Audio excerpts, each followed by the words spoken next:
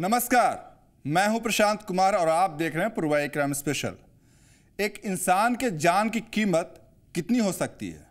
आप सोच रहे होंगे कि आज मैं ये सवाल आपसे क्यों पूछ रहा हूं। दरअसल ये एक बहुत ही महत्वपूर्ण सवाल है। महत्वपूर्ण इसलिए कि किसी इंसान की जान ले ली जाती है, उसे पीट पीट कर मार दिया जाता है महज 100 रुपयों की खातिर। जी हाँ, आप हैरान जरूर हो रहे होंगे, लेकिन ये सच है। इस सच को हम आपको भी दिखाएंगे। बात गांव की लड़कियों की भी करेंगे, बताएंगे कि गांव की लड़कियां किसके निशाने पर हैं, और बात उस दहशत की भी करेंगे जिसके बाद स्कूल में छात्रों का आना कम हो जाता है। अगले आधे घंटे में हम आपको जुर्म की और भी खबरें दिखाएंगे, तो अगले आधे घंटे तक बने रहिए हमारे साथ। शुरू करते हैं पूर्वाई क्राइम स्पेशल।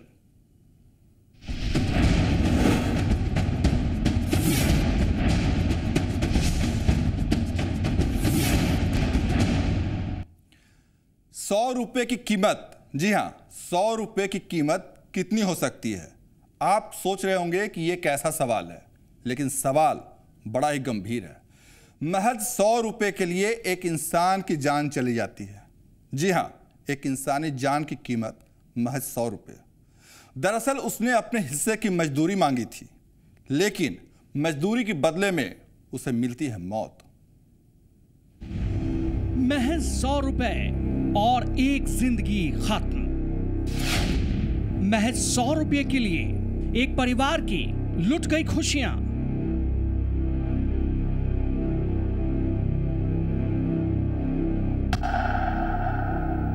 मधुबनी का औसी थाना इलाका, बलाट गांव। जी हां, यही वो गांव है जहां महज ₹100 के लिए 35 साल के एक युवक की हत्या कर दी जाती है। आप ये सुनकर चौंक जरूर गए होंगे, लेकिन ये हकीकत है। गांव के एक तालाब की सफाई की गई थी। 20 मजदूरों ने मिलकर तालाब की सफाई की थी। सफाई के बाद मजदूरी को लेकर विवाद खड़ा हो गया। सफाई के बदले में 2000 रुपए दिए गए। सभी को 100-100 रुपए दे दिए गए। 100-100 रुपए बाकी रह गए थे। भोगेंद्र चौपाल अपने हिस्से के बचे 100 रुपए मांगने गया था। पड़ोसी उपेंद्र के पास पैसे थे, लेकिन पैसे मांगना उपेंद्र को पसंद नहीं आया। दोनों के बीच झगड़ा हुआ।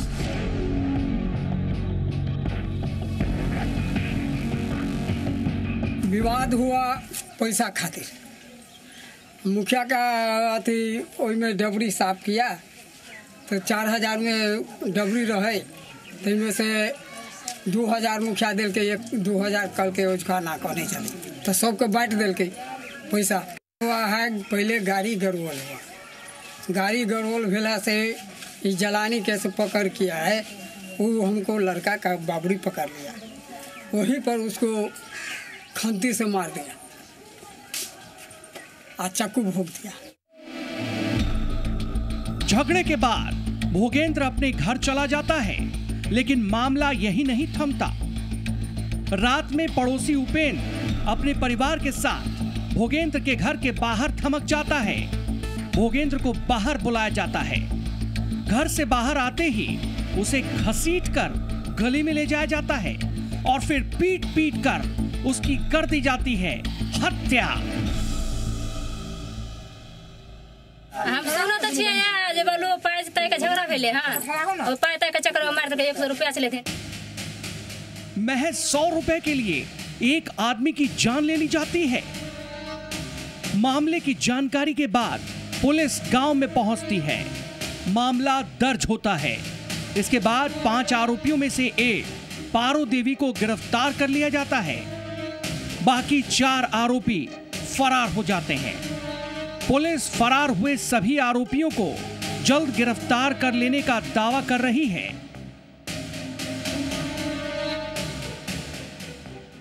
उसके बाद 1-2 घंटा बाद जितना भी 20 मजदूर था सबको 100-100 रुपये दे दिया 20 आदमी को। अब बोला कि बाद में मुखिया जी और पैसा देंगे तो और मिलेगा। तो इसी में क्या किया कि शाम में एक उसी का बगल गिर है उपेंद्र चौपाल, जो रिश्ते में उसका चचेरा भाई है, दारू के नशे में पी खा के उसको गाली गलौज करने लगा कि नहीं हमको अभी ये पूरा पैसा दो। इसी में बात विवाद बढ़ा, जिसमें गुस्से में ये जाके चाकू खंती लेके आया सब। और इसकी उपेंद्र चौपाल था, इसका भाई एक है जनक और एक भतीजा है सुरेश चौपाल, इसकी पत्नी लाठी वगैरह लेके आई, मारपीट के जो गंभीर रूप से जख्मी हो गया। तो ये लोग इलाज के लिए ले गए 0 माइल के पास, जहां इलाज के क्रम में इसकी मृत्यु हो गई। हत्या के बाद बलाट गांव में तनाव का माहौल है। बाकी आरोपियों की गिरफ्तारी की मांग की जा रही है, लेकिन महज 100 रुपए के लिए एक परिवार की खुशियां मिटा देना समाज के लिए गंभीर मसला है। वो भी तब जबकि भोगेंद्र अपना मेहनताना मांगने आया था। बिंदु भूषण ठाकुर, जी मीडिया, मधुबनी। एक नाबालिग लड़की लापता हो जाती है। इसके बाद पुलिस मामले की जांच में जुटती है। पुलिस उस लड़की को बरामद कर लेती है, लेकिन इसके बाद जो खुलासा होता है वो सभी को चौंका देता है। ये एक ऐसे गिरोह का काम था जिसके निशाने पर गांव की लड़कियां थीं। इतना ही नहीं, इन लड़कियों को प्रेम जाल में फंसाया जाता था और उसके बाद उन्हें बेच दिया जाता था।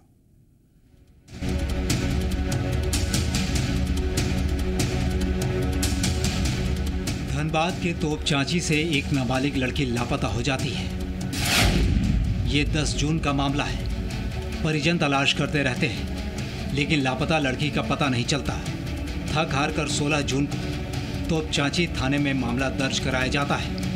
दर्ज कराए गए मामले में मोहम्मद गुलाम नामक शख्स पर शक जाहिर किया जाता है। इसके बाद पुलिस मामले की जांच में जुटती है। इससे पहले कि पुलिस के हाथ मोहम्मद गुलाम तक पहुंचते हैं, गुलाम कोर्ट में आत्मसमर्पण कर देता है। पुलिस मोहम्मद गुलाम को रिमांड पर लेती है। पुलिस पूछताछ करती है। पुलिस के साथ पूछताछ में गुलाम 2 मोबाइल नंबर पुलिस को देता है। इन नंबर्स के सहारे धनबाद पुलिस उस गिरोह तक पहुंच जाती है, जिसके बाद कई खुलासे होते हैं। पुलिस ने जिस गिरोह को पकड़ा है वो लड़कियों को बेचने वाला गिरोह निकला। मामला बड़ा निकला। पुलिस की जांच में पता चला कि इस गिरोह में कई और लोग शामिल हैं। उनमें से एक है संजू कुंडू। संजू कुंडू वो है जो मंदिर में लापता लड़की के साथ शादी कर चुका था। दरअसल वो लड़कियों को प्यार के जाल में फंसाता था, उसके बाद उन लड़कियों को बेच दिया करता था। पुलिस के हाथ लगे गिरोह पर आरोप है कि वो गांव की सीधी सादी लड़कियों को अपना शिकार बनाता था, उन्हें प्रेम जाल में फंसाकर शादी करता था और फिर बाद में ऐसी लड़कियों को पश्चिम बंगाल के रेड लाइट इलाके में बेच देता था। लापता लड़की भी इसी गिरोह का शिकार बन चुकी थी। धनबाद और बंगाल पुलिस ने साथ मिलकर काम किया और पश्चिम बंगाल के दानपुर इलाके से लापता लड़की को बरामद किया। पुलिस ने गिरोह के सदस्य संजू कुंडू, पिंकी कुमारी और विक्टर एंथनी को गिरफ्तार कर लिया। विक्टर उर्फ विजय से जब सवाल किया जाता है तो वो पहले अपने बालों को संवारता है और कहता है कि अभी उसके ऊपर लगे आरोप साबित नहीं हुए हैं। कितना क्या ही कर रहे हैं? नहीं आप ऐसा कर रहे हैं जो मतलब अभी तक एक्यूज हुआ है, लेकिन एक्यूज हुआ है, ठीक है ना। बट आप लोग का गलती नहीं है। आप लोग ने मत बोलिए, मेरा नाम विजय है। इनका गलती हमको मालूम नहीं है कुछ, ठीक है। हमको साबित तो कुछ नहीं हुआ। नहीं, आरोपी हैं आप, आरोपी हैं आप, ठीक है। तो लेकिन प्रूफ तो नहीं हुआ, आप लोग जानते हैं। क्यों आप मतलब कैसा बोलते हैं? क्या आपका पहुंच बहुत दूर दूर तक ऐसा कहा जा रहा है? नहीं, मेरा दिमाग खराब हो गया। इन दोनों की गिरफ्तारी पुलिस के लिए एक बड़ी सफलता है। आरोप तो ये भी है कि गिरफ्तार आरोपियों ने पुलिस को धमकाया भी था। इन सब की गिरफ्तारी से कई और खुलासे होने की उम्मीद की जा रही है। सवाल है कि आखिर ये गिरोह कैसे इतने दिनों तक सक्रिय रहा, कैसे ये गांव की लड़कियों को अपना शिकार बना लेता था। 15 को तोपचांची थाना में एक मिसिंग एंट्री एक लड़की के गायब होने का। तोपचांची पुलिस जो है लगातार इस पर नज़र रखे हुए थी और लगातार छापेमारी कर रही थी। आखिरकार 2 महीने बाद वो लड़की को बरामद कर लिया गया। लड़की को इमोशनली ब्लैकमेलिंग करके और धमका के बेचने के प्लान में थे। कोलकाता में 2-3 जगह पर इस तरह का बड़े पैमाने पर खिजरपुर और सोनागाछी ये सब में बड़े पैमाने पर इस तरह के तस्करी होती है लड़कियों की। तो वहाँ पर इन लोगों को बेचने का प्लान था, लेकिन वक्त रहते तोपचांची पुलिस ने इसको कामयाबी हासिल की। पूछताछ के आधार पर मामले की जांच आगे बढ़ेगी, लेकिन मोहब्बत के नाम पर मिल रहे धोखे से ना जाने कितनी लड़कियां बर्बाद हो रही हैं। जरूरत है सावधान रहने की, ताकि किसी का शिकार होने से बचा जा सके। नितेश मिश्र, जी मीडिया, धनबाद। अब हम जिस स्कूल की बात करने जा रहे हैं, दरअसल वहां के बच्चे दहशत में हैं। जी हां, उस स्कूल में पढ़ने वाले छात्रों में डर पैदा हो गया है, क्योंकि स्कूल के एक शिक्षक को धमकी दी जाती है, शिक्षक से फिरौती की मांग की जाती है। मामला खूंटी से सामने आया है और ये बेहद ही गंभीर मामला है। शिक्षकों से भी रंगदारी मांग रहे नक्सली, दहशत में जी रहे शिक्षक, डर कर कैसे पढ़ाएंगे शिक्षक। शिक्षा क्षेत्र में नक्सलियों का दखल।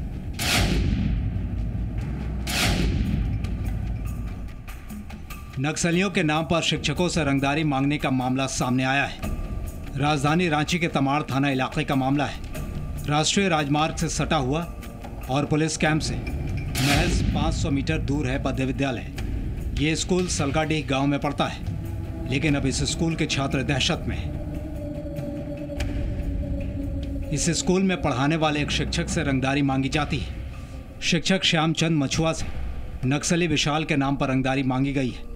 इस खबर के बाद स्कूल में डर का माहौल हो जाता है।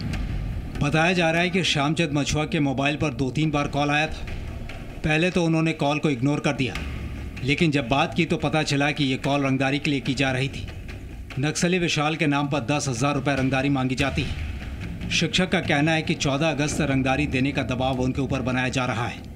रुपए नहीं देने पर जान से मारने की धमकी भी दी गई है। इसके बाद विद्यालय प्रबंधन समिति की बैठक हुई। बैठक में फैसला होता है कि दोबारा धमकी भरा फोन आने पर प्रशासन को जानकारी दी जाएगी। लेकिन इस बीच एक नकाबपोश स्कूल में आ धमकता है। वो श्यामचंद मछुआ की तलाश करने लगता है, लेकिन श्यामचंद मीटिंग के सिलसिले में बाहर गए हुए थे, लिहाजा वो स्कूल में नहीं मिलते हैं। इस घटना के बाद स्कूल में दहशत फैल जाता है। बाकी शिक्षकों ने मामले की जानकारी पुलिस को दी। हमको ही मांग रहा था कि पैसा चाहिए, नहीं तो जान से मार देंगे आपको, ऐसा बोला था पहले। सोमवार को 31 तारीख को उसने बोला था आके कि आप नहीं दीजिएगा तो 2 दिन के अंदर आएगा फिर आदमी 2 और आपको सीधे यहाँ से उठा लेंगे, मार देंगे सीधे। अच्छा, किसी संगठन का नाम लिया था या फिर वो? सर हम पार्टी से हैं कह के बोला था। कौन सी पार्टी? उसका नाम MCC पार्टी से है बोला था। हाँ। वो बोला था कि मेरा नाम विकास है। अच्छा। विशाल है। हाँ। इस टाइप का बोला था सर। अच्छा। तो फिर आप कभी पुलिस को सूचना दिए हैं इस बारे में? हाँ सर, पुलिस को हम सूचना दिए थे। पुलिस ने नकाबपोश की तलाश की, लेकिन वो पुलिस के हाथ लगता नहीं। मगर इस पूरी घटना के बाद स्कूल के छात्रों और शिक्षकों में भय का माहौल है। दहशत की वजह से स्कूल छात्र नहीं जा पा रहे। स्कूल में पढ़ने वाले छात्रों के परिजनों ने बैठक की। सभी ने प्रशासन से सुरक्षा की मांग की है। जो मध्य विद्यालय सलगाडी में कोई असामाजिक तत्व, जैसे शिक्षक के द्वारा जानकारी प्राप्त हुआ कि यहाँ के लेवी की मांग कर रहा था, तो तीसरे चौथे दिन आया। तो यहाँ उसके बाद चौथे दिन जब उसको पकड़ने का प्रयास किया गया प्रशासन से और यहाँ के जो विद्यालय प्रबंधन समिति के तरफ से, तब वो किसी तरह दीवार फांद कर भाग गया। और उसके बाद से यहाँ विद्यालय की जो स्थिति है, यहाँ की छात्र संख्या है 108 है और यहाँ उपस्थिति काफ़ी कम है। तो इससे स्पष्ट प्रतीत होता है कि यहाँ छात्रों में दहशत है, यहाँ के शिक्षकों में दहशत है। तो मैं प्रशासन से मांग करना चाहूँगा या तो इससे जो असामाजिक तत्व है इस पर मैंने उचित कार्रवाई किया जाए। दरअसल रांची खूंटी का सीमावर्ती इलाका है। ये घोर नक्सल प्रभावित भी है। ऐसे में पुलिस भी बहुत ही सावधानी के साथ कदम उठाती है, लेकिन नक्सलियों का एक स्कूल शिक्षक से रंगदारी मांगा जाना अच्छे संकेत नहीं है। क्या मामला क्या है? अभी तक आपके यहाँ इंस्पेक्शन में आया है, क्या मामला है? कोई बदमाश आके स्कूल में थ्रेटिंग दिया है पैसा वैसा के लिए। अच्छा। और शिक्षक लोगों का कहना है। अच्छा। शिक्षक लोगों का कहना है कि पैसा के लिए थ्रेटिंग दे रहा है। बच्चा भी मांगने की बात है? ना ऐसा नहीं, ऐसा तो शिक्षक लोग नहीं बता रहे हैं। अच्छा, शिक्षक लोग इस तरह की बात नहीं बता रहे हैं। तब क्या किया जा रहा है, कार्रवाई क्या? इसके लिए तो काफ़ी हम लोग प्रयास कर रहे हैं, पकड़ने का प्रयास कर रहे हैं। अभी भी हमारी गाड़ी लगी हुई है स्कूल कैंपस में और हम लोग प्रयास में है कि एन केन प्रकार उसको हम लोग पकड़ लेंगे और उसको ऐसा नहीं होने देंगे। अब देखना है कि पुलिस इस मामले में क्या रवैया अख्तियार करती है। सवाल बच्चों के भविष्य का है, सवाल शिक्षक की जिंदगी का है। ऐसे में ये मामला काफ़ी संवेदनशील हो जाता है। पुलिस को जल्द ही इस गुत्थी को सुलझाना होगा ताकि बच्चे निडर होकर पढ़ाई कर सकें। सोनू अंसारी, जी मीडिया, खूंटी। स्कूल की दहलीज तक उग्रवादी पहुंच चुके हैं। मामला गंभीर है। फिलहाल एक छोटा सा ब्रेक।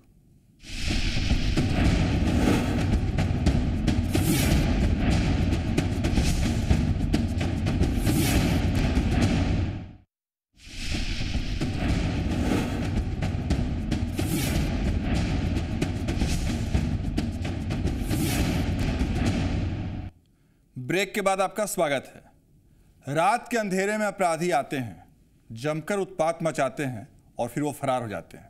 हम बात फुलवारी शरीफ की कर रहे हैं, लेकिन चौंका देने वाली बात यह है कि जहां पर यह वारदात हुई वहां से महज कुछ कदमों की दूरी पर पुलिसकर्मी पहरा देते रहते हैं और उन्हें इस वारदात की भनक तक नहीं लगती।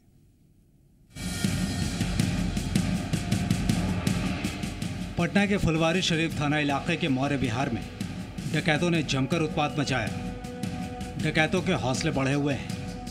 डकैतों ने पारसनाथ के मकान पर धावा बोला और लाखों की लूट को अंजाम देकर फरार हो गए। घर के एक सदस्य को डकैतों ने चाकू मारकर घायल भी कर दिया। ये वारदात गुरुवार की रात की। सारे अपराधी चाकू और हथियार से लैस थे। उन्होंने घर पर धावा बोला और घर का दरवाजा तोड़ दिया। इसके बाद सारे डकैत घर के अंदर दाखिल होते हैं। सबसे पहले घर के लोगों को कब्जे में लेने की कोशिश की जाती है। घर के सभी लोगों को कपड़े और टाई से बांध दिया जाता है। और क्या किया वो हम उतना कैसे आए नहीं है, जब वो हमारी अचानक से चिल्लाने की आवाज़ है घर में, तो हम अपना रूम का दरवाज़ा जैसे ही खोल के गए तो हमारे बगल में थे उनसे अनिल कुमार आए थे, उन पर उन्होंने हमला कर दिया था। 10 लोग उनको पकड़े हुए थे। जैसे निकला उसने रिवॉल्वर हमारे सामने दिखा दिया और तब मेरे बच्चे चिल्लाने लगे, चीख की आवाज़ देते थे। उनमें से एक आदमी बच्चे पे ले गया, एक रिवॉल्वर हमें देते हमें सटा दिया और उसको कमरे में बंद कर दिया और मेरे हाथ बांध दिए, पैर बांध दिए। बाकी जितने लोग थे सबको बारी बारी से उसी रूम में लाके बांध करके। उसके बाद घर में लूटपाट की घटना को बड़े आराम से अंजाम दिया जाता है। करीब 3 घंटे तक अपराधी पूरे घर को लूटते रहे। उन लोगों ने हर एक दराज को खोल कर देखा। 40 भर सोने के गहने और करीब 60,000 कैश लूट लिया। अपराधियों ने घर के एक सदस्य पर चाकू से हमला भी किया। इस हमले में सदस्य गंभीर रूप से घायल हो जाता है। उसे पटना के एक निजी अस्पताल में इलाज के लिए भर्ती कराया गया है। मैं उसने वो सारा जो सब बुक का वार्डरोब कवर्ड तोड़ के खोल के जो वो सारा सामान निकाला। लगभग कितने कमरे छाने हो? एक्चुअल स्टेटस तो हमारे इंटरनल क्या था हमें नहीं पता, लेकिन ज्वेलरी 10 से 12 लाख रुपये निकाल दी। कितने की संख्या में है? वो 10-12 लाख रुपये, 10-12 की संख्या में। 10-12 क्योंकि एक्चुअल अंदर किस तरह के थे लोग? वो सारे अपने चेहरे पे नकाब लगाए हुए थे पहले देखे, बाद में तो फिर उन्होंने मेरा ही चेहरा ढक कि जो कुछ कर रहे हैं तो वो नहीं थे। बताया जा रहा है कि जिस घर में वारदात को अंजाम दिया गया है उस घर से महज कुछ मीटर की दूरी पर ही 6 सिपाहियों का पहरा रहता है। सिपाही रोज पहरा देते हैं, लेकिन अपराधियों ने लूट की भनक तक नहीं लगने दी। लूटपाट की जानकारी मिलने के बाद पुलिस मौके पर पहुंचती है, जांच में जुट जाती है। जांच में सहायता के लिए डॉग स्क्वाड को भी बुलाया जाता है। हम लोग देख रहे हैं, सब जगह खोजबीन कर लेते हैं कहाँ से क्या गायब हुआ है और उसके बाद हम इसका सूचना फिर फाइनल देंगे। ऐसे क्या सूचना क्या मिला, क्या यहाँ हुआ है? रात में ये लोग सोए हुए थे कि बाहर से खटखट का आवाज़ आया, देखे कि किवाड़ तोड़ के आदमी अंदर घुस गया और जब तक ये लोग सावधान हो तो घर में इन लोगों को बंद करके और हर सामान को खोज के वो लोग अपना मतलब का सामान लें। इस वारदात ने लोगों के मन में खौफ पैदा कर दिया है। अपराधी इतने शातिर थे कि थोड़ी ही दूरी पर पहरा देने वाले पुलिसकर्मियों को इस लूट की भनक तक नहीं लगी। जिस तरीके से लूट को अंजाम दिया गया वो पुलिस के लिए एक बड़ी चुनौती है। देखना है कि पुलिस इस चुनौती से कैसे निपटती है। इश्तियाक खान, जी मीडिया, पटना। जुर्म की खबरें अभी बाकी है, फिलहाल एक छोटा सा ब्रेक।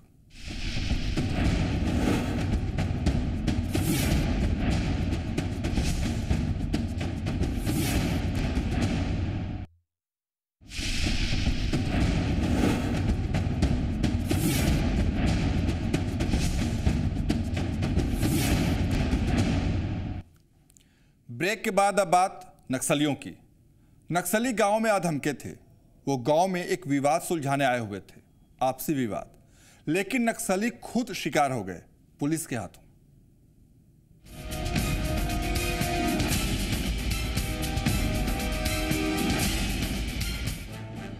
नक्सल समस्या से सब वाकिफ हैं, लेकिन लोग अब अपने बीच के आपसी विवादों को सुलझाने के लिए भी नक्सलियों की मदद लेने लगे हैं।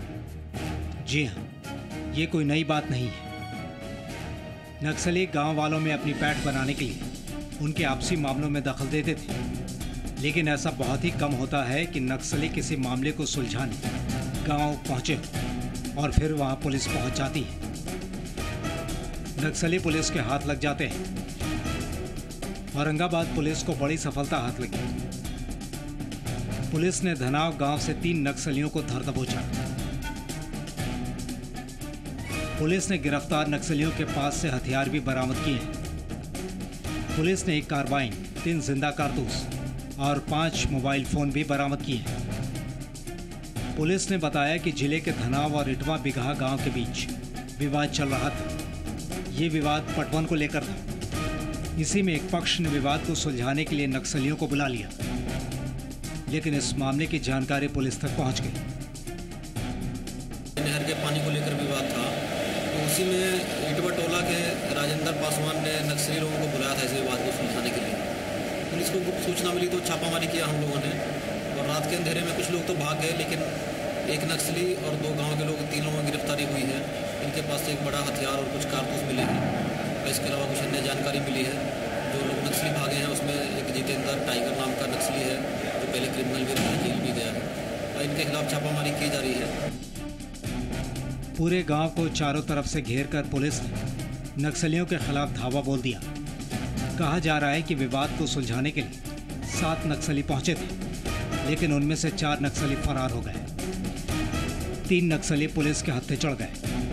गिरफ्तार नक्सलियों की पुलिस को कई मामलों में तलाश थी। मनीष कुमार, जी मीडिया, औरंगाबाद। जुर्म की दुनिया की खबरों में आज बस इतना ही। आप रहिए सावधान और बाखबर, क्योंकि जुर्म कहीं भी और कभी भी हो सकता है।